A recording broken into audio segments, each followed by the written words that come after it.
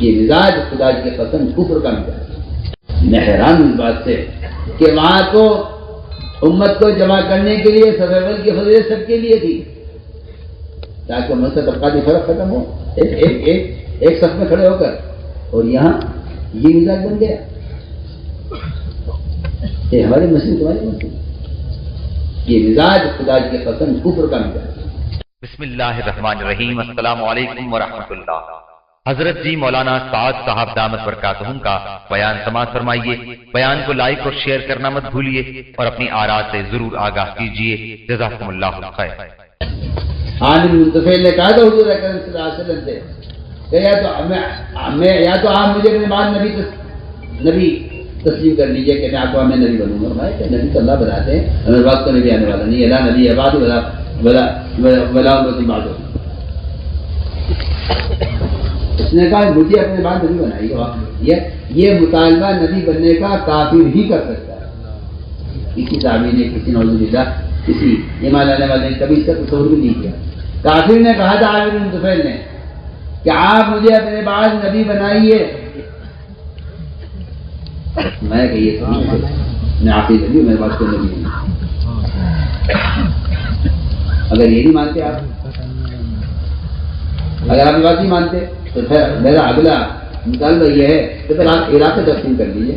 گاؤں کا علاقہ میں لے لوں, شہر کا علاقہ آپ لے لیجیے. یہ بھی اس نے کہا مدر وغیرہ کر کے تقسیم کر لیجیے کہ گاؤں کا علاقہ مجھے دے دیجیے, علاقہ آپ دے دیجیے. آپ میرے علاقے میں نہیں آئیں گے, میں آپ کے علاقے میں نہیں آؤں گا, تو میں یہ بھی نہیں ہوگا. تقسیم کی ذہنیت ایک کافر کی ضرورت تھی, مسلمان کی نہیں. تقسیم کی ذہنیت تفریق کے ذہن کافر کی ضرورت, مسلمان کی نہیں. اس لیے ہم بات کر رہے ہیں, اس لیے ہم بات کر رہے ہیں کہ اکرام کے ذریعے ہمیں آپس کے اختلافات کو اور دنیا کو ختم کرنا. سب سے ملاقات کرو, سب سے ملا. تو سب کہتے ہیں تم خروج میں ہو, سب کو دعوت دو. آپ کس طرح ہے, آپ کہاں گئے, آپ کون ہیں, آپ کہاں ہیں, آپ کدھر ہیں, آپ ادھر ہیں. فضول بات. آپ صلی اللہ علیہ وسلم کسی انسان کا درجہ اس سے کم نہیں سمجھتے تھے کہ آپ اس کو خود جا کر دعوت. یہ تو ان صفات سے پیدا کرنے کی ایک عملی محنت ہے. صرف بیان ہو جائے ان صفات پر, اس سے کچھ حاصل ہونے والا نہیں. الفاظ بناتے ہیں, الفاظ کورس بناتے ہیں, الفاظ سے کچھ نہیں بنتا. دعوت ایک عملی محنت ہے. ایمان سے, عبادات سے لے کر اپنے مزاج کو بدلنے کی ایک عملی محنت ہے. اس لیے میں عرض کیا کہ یہ سارے کام اللہ کی رضا کے لیے, اس لیے غیر عمل کی قبولیت اور اس عمل کی نورانیت اور اس عمل کا اثر وہ تو صرف اخلاص پر ہے, اور شیطان لگا رہے گا نہیں اس کو بگاڑنے میں. صحابہ نے سوال کیا آپ صلی اللہ علیہ وسلم سے, اللہ ایمان کسے کہتے ہیں؟ ایمان اخلاص تو کیا ہے؟ ایمان اخلاص ایک چیز, ایمان اخلاص ایک ہی چیز ہے, جس طرح ریا اور شرک ایک ہی چیز ہے. اس طرح ہمیں ہر عمل میں اپنی نیت خوش ڈلتے رہنا ہے. یہ صفات اپنے اندر پیدا ہوں گی جب ان صفات کے لیے, اس کے لیے ایک عملی محنت, یہ عملی محنت. اس کی عملی محنت یہ ہے کہ آدمی اپنے دین کی دعوت کو لے کر پھرے. میں تو بہت تاکید سے آپ سے کہہ رہا ہوں کہ پھرنا اس کام کا قوام ہے, پھرنا اس کام کا مدار ہی پھرنے پر ہے. آج کل کچھ لوگوں کی ذہنیت ہے, اس نئے خیال کے لوگ پیدا ہو رہے ہیں جو کہتے ہیں پھرنا ضروری نہیں ہے. سوچیے آپ, میں فرماتے رضی اللہ تعالیٰ عنہ, اگر اللہ کے راستے پھرنا نہ ہوتا عمر دنیا میں رہنا پسند نہ کرتا. لوگ سوچتے ہیں کہ بھائی ٹھیک ہے, یہ تو نکل کے دعوت دیتے, مجھے اللہ نے مال دیا ہے, میں مال لگا دوں, یہ جان لگانے میں مال لگا دوں. ایسی کوئی صحابہ میں تقسیم نہیں ہے کہ جان لگانے والے الگ, مال لگانے والے الگ. ایسی کوئی تقسیم صحابہ میں نہیں ہے.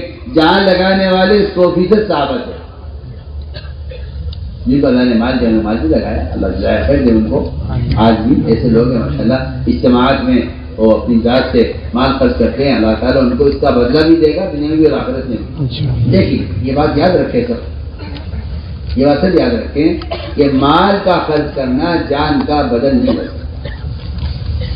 ایک آدمی مال دے سے نماز نہ پڑھے, کہ میں نماز میں اپنی نماز کے بدلے مال دیتا ہوں. بتائیے تو صحیح، جو آدمی نماز کے بدلے میں مال پیش کر دے گا کیا اس کی نماز معاف ہو جائے گی؟ کیا خیال ہے؟ بولو.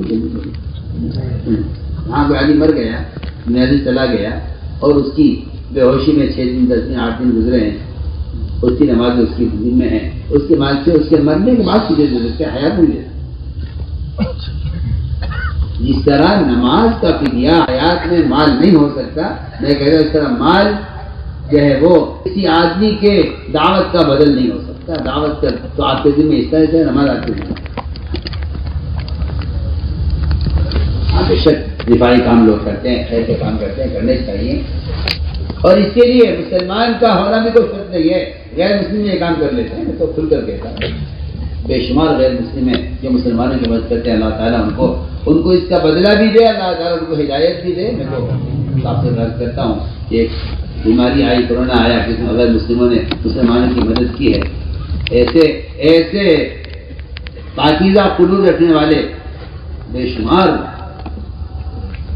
غیر مسلم ہیں، ہمارے ہندو بھائی ہیں جنہوں نے ایسے موقع پر تعاون کیا ہے. ہم ان کا شکریہ ادا کرتے ہیں، آج بھی کرتے ہیں، آئندہ بھی کریں گے. تو اس بات پیش آئے گی. لیکن سوال اس بات کا ہے کہ آپ مال خرچ کر کے یہ کہیں گی میں نے یہ کر دیا، باقی کام آپ کر لو. میرے ساتھ آپ سے سوال کرتا ہوں، ایک آدمی مسجد بنا دے، نماز نہ پڑھے تو کیا مسجد بنانے کا جو عمل ہے یہ نماز پڑھنے کا عذاب سے بچا دے گا؟ کیا خیال ہے آپ کا؟ نہیں بچائے گا. پکی بات ہے، نماز پڑھنے کا عذاب اپنی جگہ ہے اور مسجد بنانے کا ثواب اپنی جگہ ہے. ثواب کا کام عذاب کا بدل نہیں ہو سکتا. سب بات ہے. اس لیے سوچ لینا کہ بھائی ہم نے تو مال خرچ کر دیا ہے. ایک مشرک تھا عاصم وائد، اکیلا تنہا، وہ سارے مینا کے حاجیوں کے کھانے کا تنہا انتظام کرتا تھا. جو کوئی مینا میں پرانی جلائے گا سب میں کھانا نہیں بنا، اکیلا عاصم وائد. حاجیوں کو رسی کھلانا، انہیں ٹھہرانا، ان کی خدمت کرنا، ساری ضروریات ان کی پوری کرنا. اللہ نے فرمایا کہ کیا تم نے بیت اللہ کی دیکھ بھال کرنے کو، اس کی آباد کاری کو، اس کی مرمت اور اس کی ضروریات کے پورا کرنے کو اور آنے والے حاجیوں کو کھلانے پلانے کو کیا تم نے شرک برابر سمجھ لیا ہے؟ جو اللہ پر ایمان لائے، آخرت پر ایمان لائے اور دین کی محنت کرے. وجاہد فی سبیل اللہ. دیکھیے اللہ کی آیت کے اندر اللہ نے صاف فرق کر دیا دونوں کے درمیان. لا سمجھا بلکہ میں تو اس طرح کی بات عرض کرتا ہوں اور حدیث روشنی میں عرض کرتا ہوں. اگر اللہ تعالیٰ کسی مسلمان کو پوری دنیا کے مال کا مالک بنا دے، اللہ کو قدرت ہے. اگر وہ ایک نمرود کو دنیا کی حکومت دے سکتے ہیں اور فرعون کو دے سکتے ہیں تو ایک مسلمان کو دیں گے. اللہ کو کیا مشکل ہے؟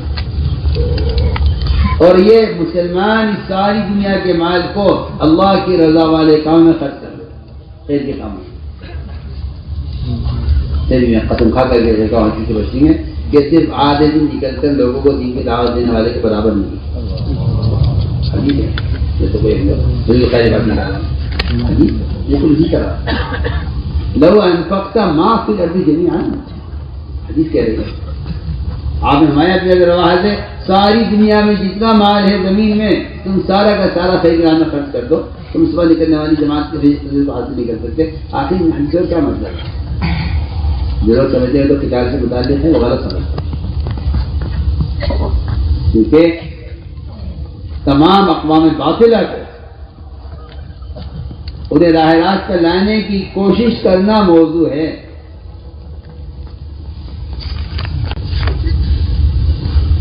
رکاوٹ کو صرف ہٹانے میں لگا رہے آدمی.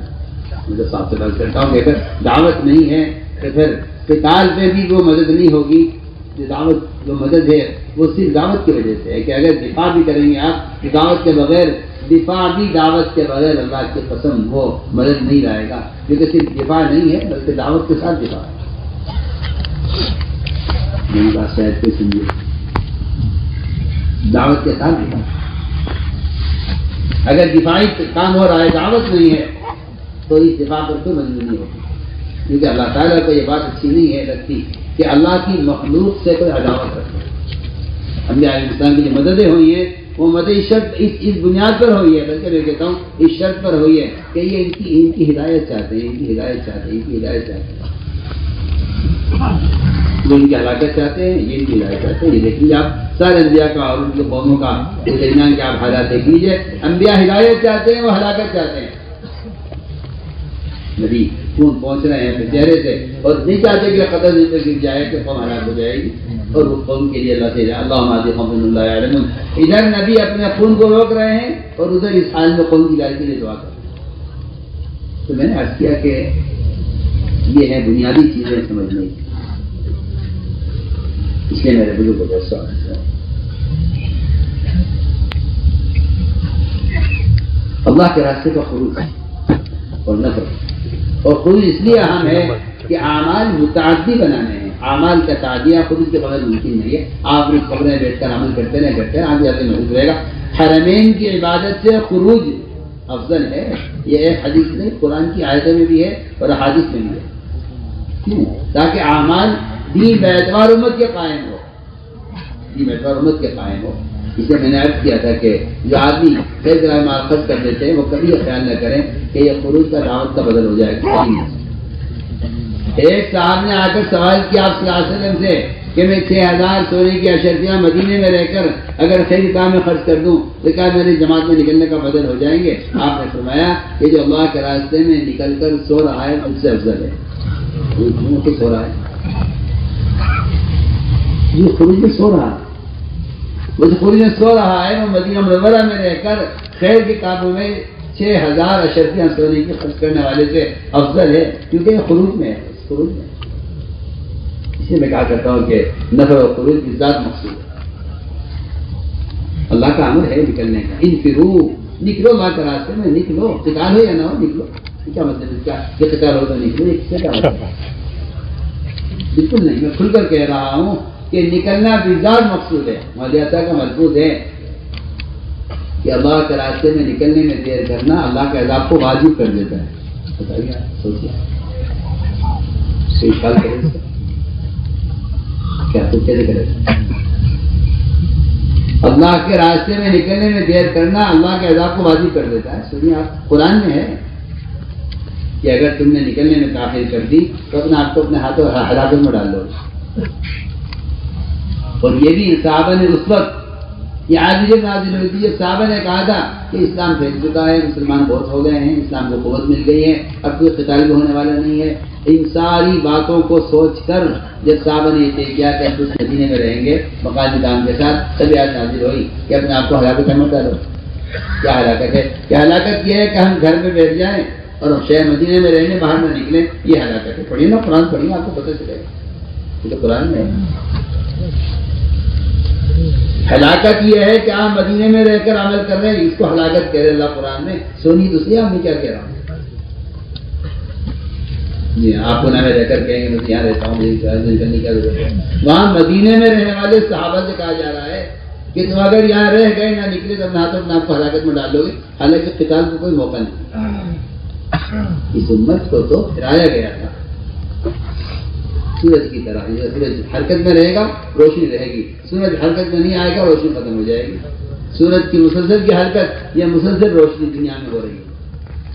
جی یہاں غروب ہوتا ہے، وہاں طلوع ہوتا ہے، وہاں طلوع ہوتا ہے، وہاں غروب ہوتا ہے، مسلسل دنیا میں روشنی سورج کی ماں فرماتے تھے جس طرح سورج روشنی کے ساتھ حرکت میں ہے، دنیا میں روشنی ہے، اس طرح مسلمان اگر ان اعمال کو لے کر حرکت میں رہے گا تو دنیا میں نور ہدایت چل جائے گا۔